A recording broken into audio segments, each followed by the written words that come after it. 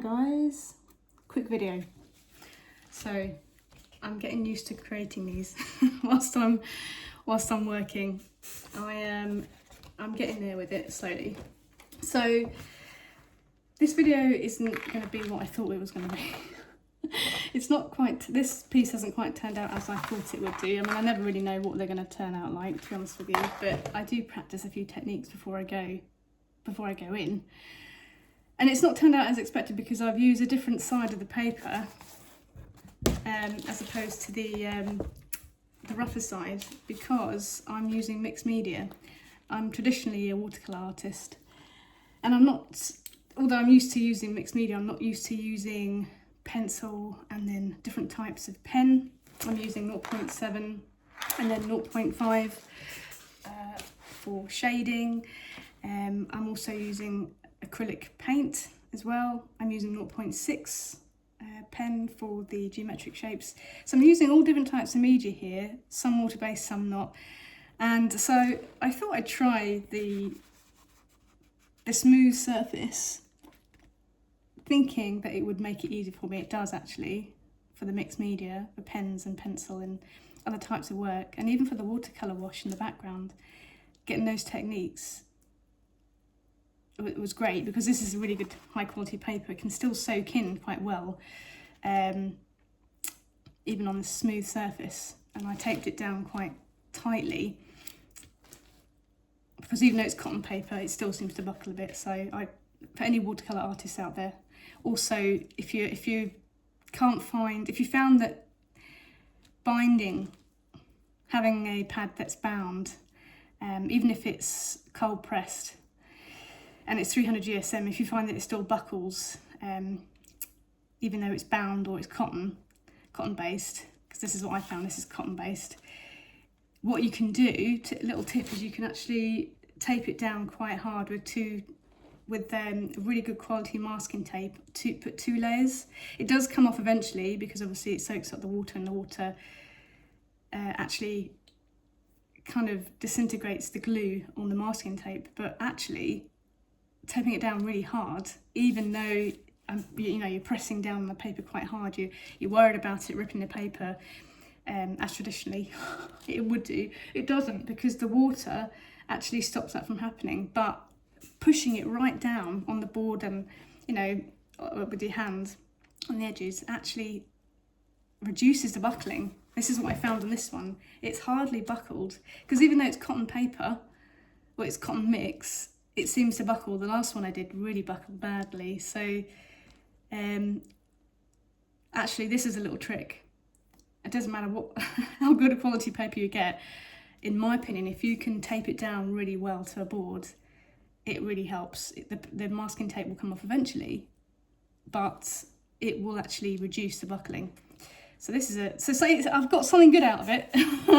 I've got something good out of this, but this one hasn't worked because I've used the smooth side because of all the different techniques I've used in the mixed media, and although it's worked and it's made it easier for the mixed media and the pens and different pens and the pencils that I've been using, the paint lines, the acrylic paint lines, have come out much thicker than they did when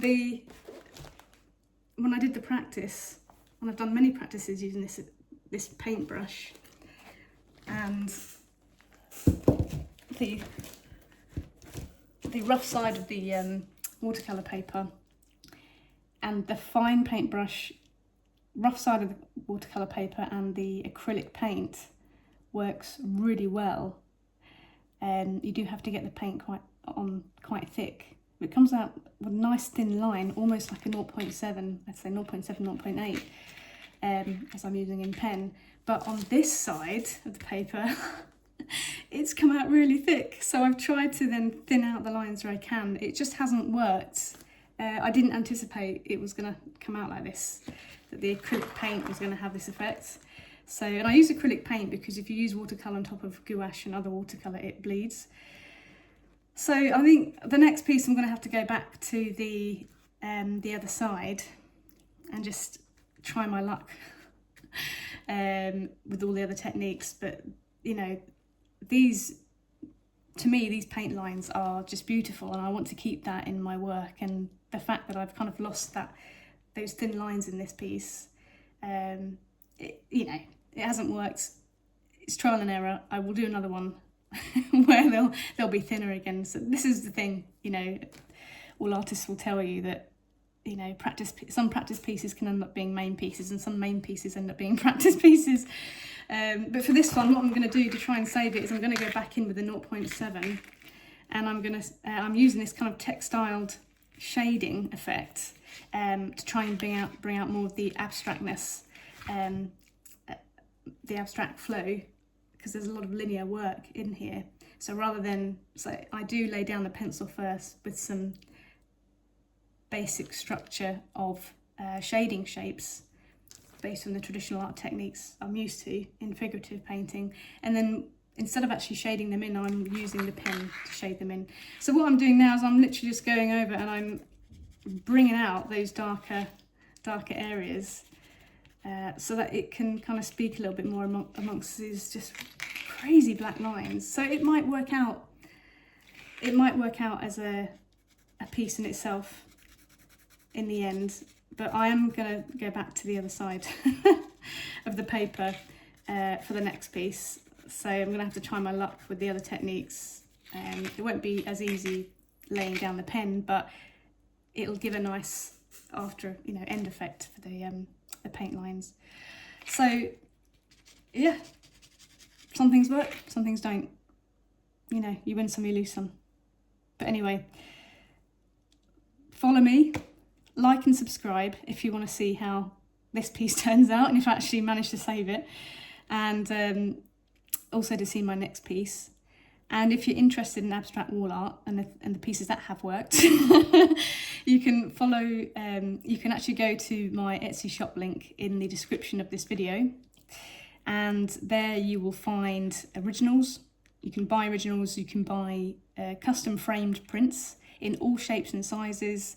You do it all through Etsy. It's really easy. You can choose your frame size, choose your frame type, and they're very high quality prints, so they take up to 6 days to arrive rather than 2 to 3. So please keep that in mind. I also offer custom requests as well, so originals and high quality framed prints in my Etsy store. So yeah, thanks for joining me, and I'll see you again in the next one.